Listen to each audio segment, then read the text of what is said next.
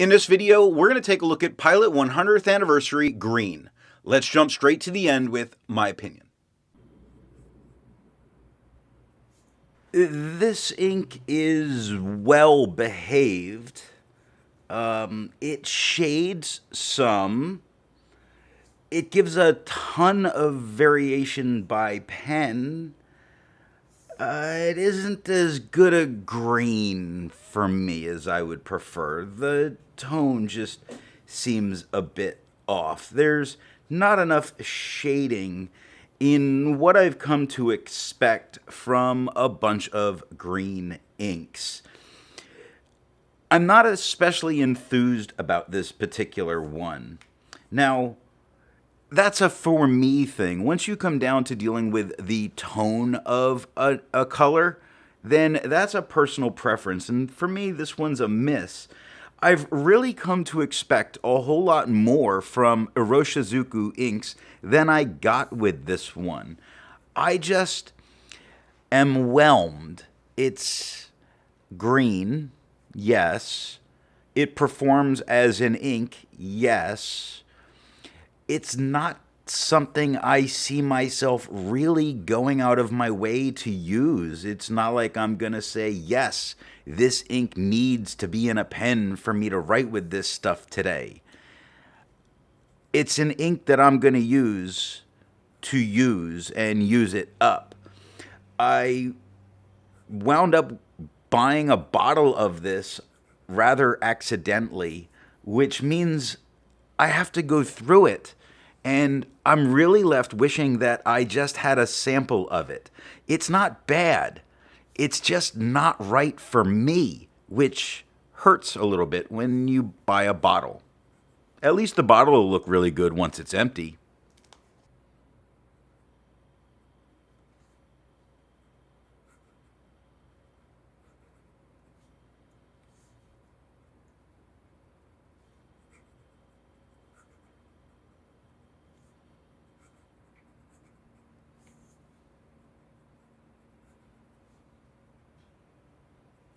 I like to change things up by using a different pen each day. Today that pen is a Pierre Cardin President with a medium nib.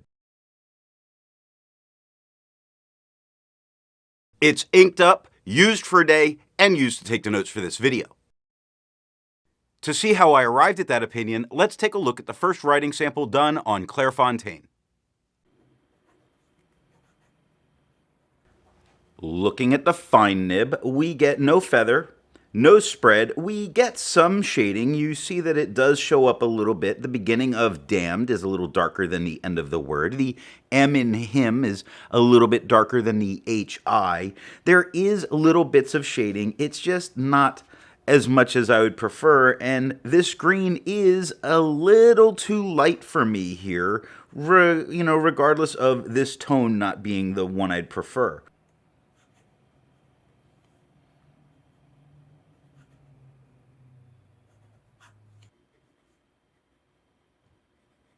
Now the medium is darker than the fine. It has no feather, no spread. The shading here is showing up, I think, quite a bit better than it did with the fine. When you look at the word between, it goes from darker to lighter to darker to lighter to darker again, and I love when green inks do that.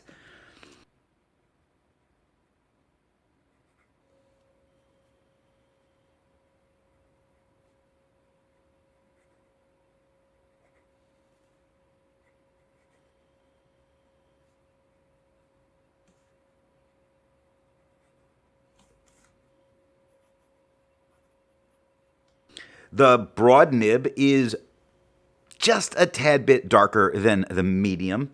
It has no feather, no spread. It has some shading, about as much shading as the medium did, but it's not showing as boldly on the page because in general that slightly darker tone is just enough to eat up a little bit of that shading. But if you like it without it, that could be a good thing.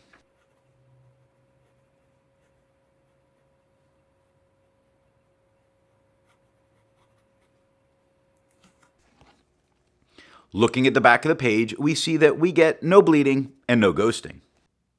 To have a range of experience with this ink, all of the writing samples are done with a Sailor My First pen with a medium fine nib,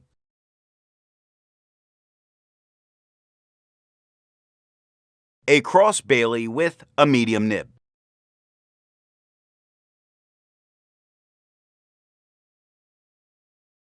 a Lamy All-Star with a broad nib,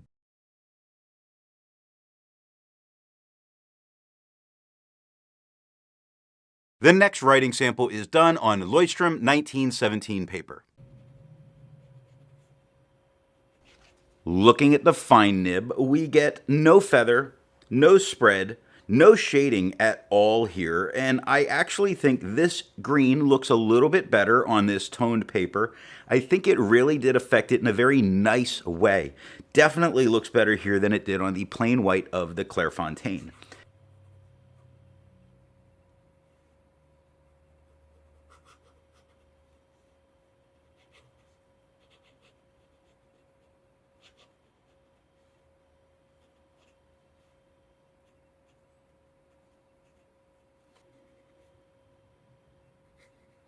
The medium is quite a bit darker than the fine, with no feather, no spread, some spots of shading going on.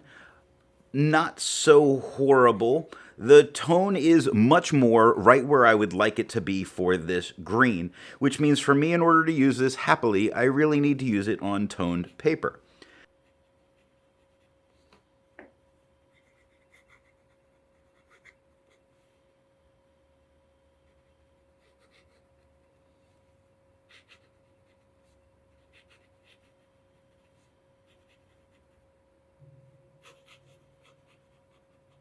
The broad is about the same tone as the medium, with no feather, no spread, about the same amount of shading as that medium has. There's a few spots that show up, but nothing that stands out and makes you say, wow.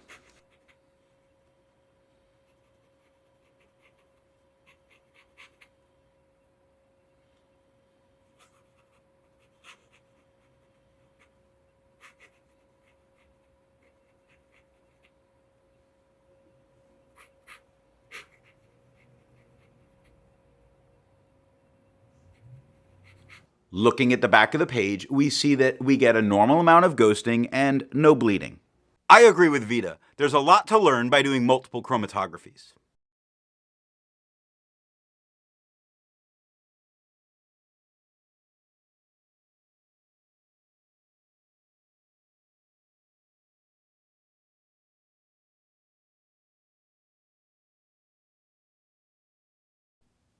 The next writing sample is done on Moleskine paper.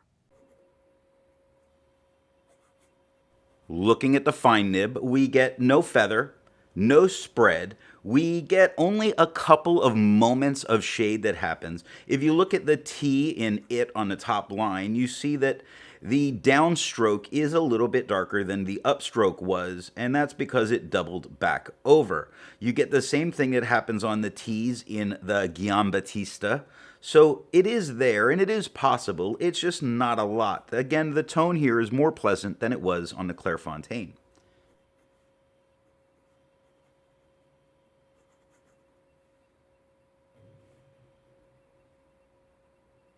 The medium nib is much darker than the fine, with no feather, no spread, almost no shading at all, but the tone is right. So I definitely need to be on toned paper with this. Again, no real shading.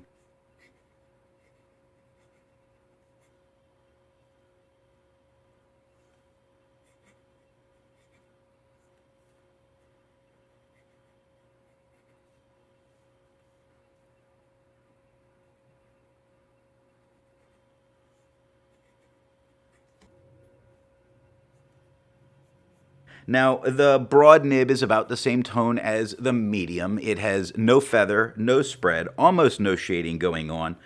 I generally want to say that's pretty good performance going on here.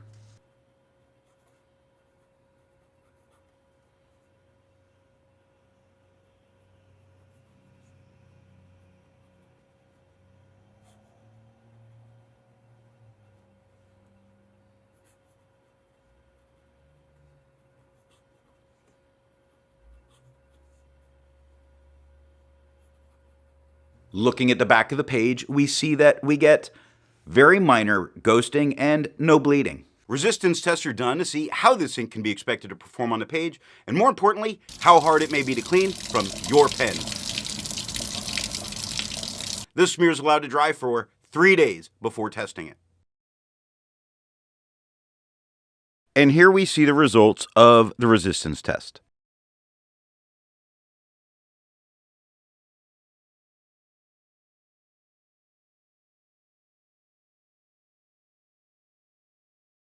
The next writing sample is done in a composition notebook. Looking at the fine nib, we get no feather, no spread, no shading. It's lighter than it was on the other papers, which is normal for this paper to do. It's just green. I think that's what I can say there.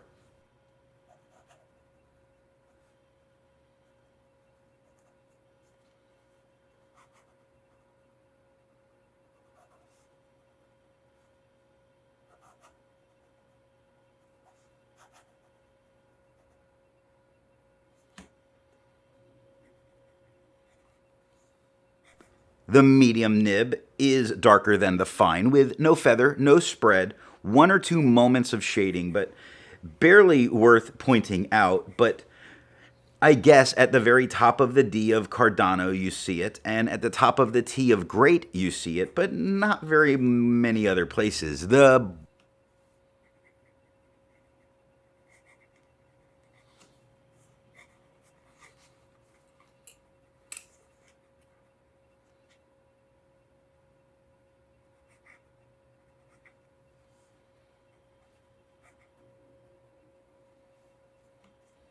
Broad nib is darker than the medium.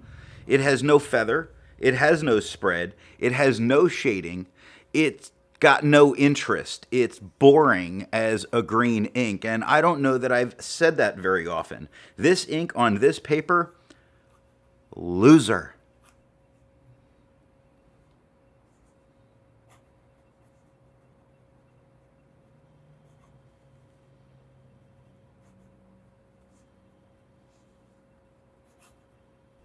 Looking at the back of the page, though, you see that you get normal ghosting. On the fine, it's very good to be able to use the back of the page, and we get no bleeding at all. With over 1,000 inks reviewed, let's take a look at some color comparables. Here is Diatramentis Louis Pasteur Sahara Gray. Here is Kaweco Palm Green. Here is Pelican Jade.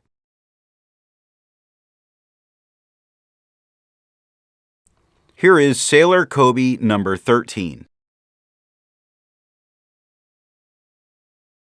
The next writing sample is done in a Mead 5-star notebook. The fine nib has no feather, no spread, no shade. It's green. It's not interesting here, but it is green, and it is an ink. It is on cheap paper that's going to often eat up a bunch of the better qualities of an ink.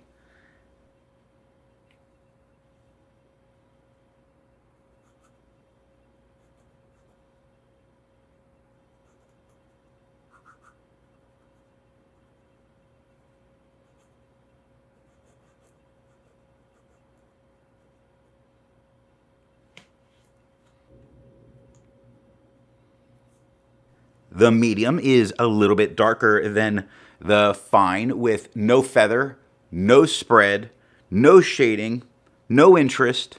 It's green. I'm bored.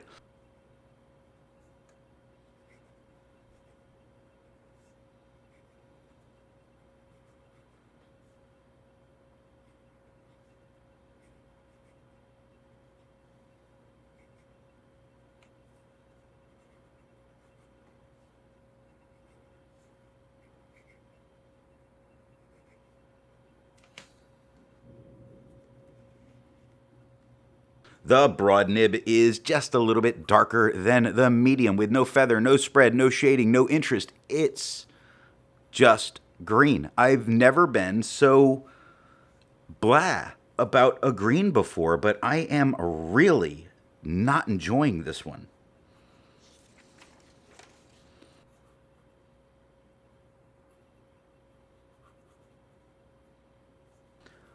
Looking at the back of the page, we see that we get a normal amount of ghosting. It looks like it's coming fairly heavy through the page, but it's not coming through, and it is not touching the page underneath, so it is doing very well when you consider that. While it's nice to find other inks in the same color family, I'd prefer to find an ink that complements its color on the page. Here is a black ink by Montblanc Mystery Black.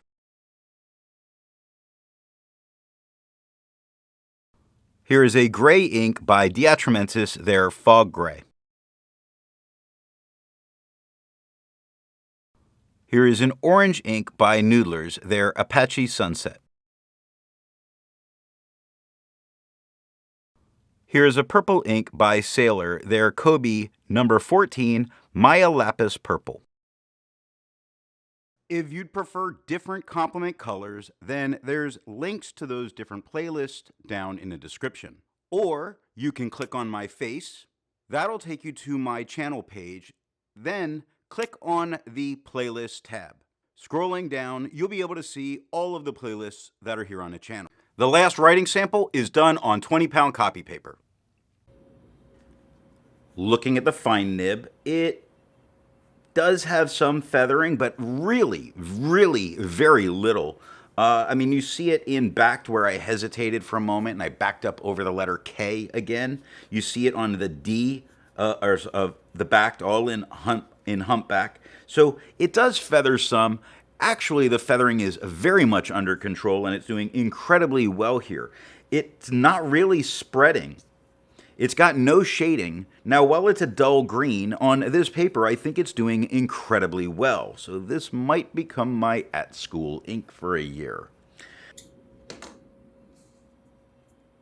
The medium is much darker than the fine. It does have some spread. It does have more feathering, tiny feathering, but I think the feathering is very much under control here, as in it's not making it blurry at all, and you really have to go looking for it to find it. No shading.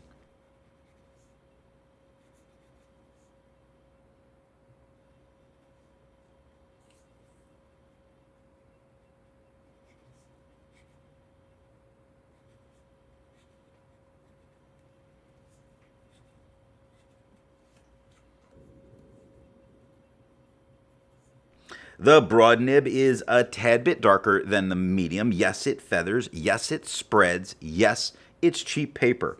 The green, I think, is better here, but the writing doesn't look better because of the feathering and spread. I think it looks acceptable in the medium, best in the fine.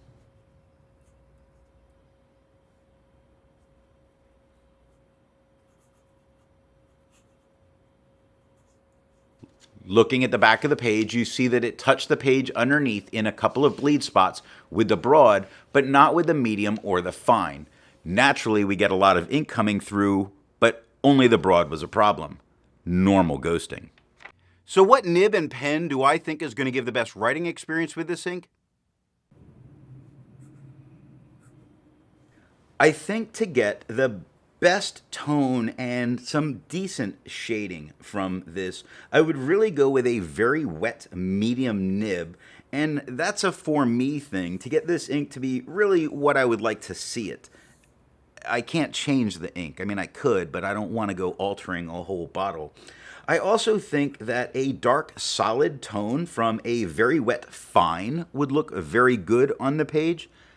All of that aside, since it performed best for me on very cheap paper, and I think it will work out very well, I would probably go with a much drier fine if you're going to use it on that very cheap paper, because its performance there was good. While the tone wasn't what I wanted, dry fine on cheap paper or wet medium or very wet fine on better paper. I hope you got something out of this video, and if you want to be able to follow me over on Instagram, I'm there as an ink guy. Thanks for watching.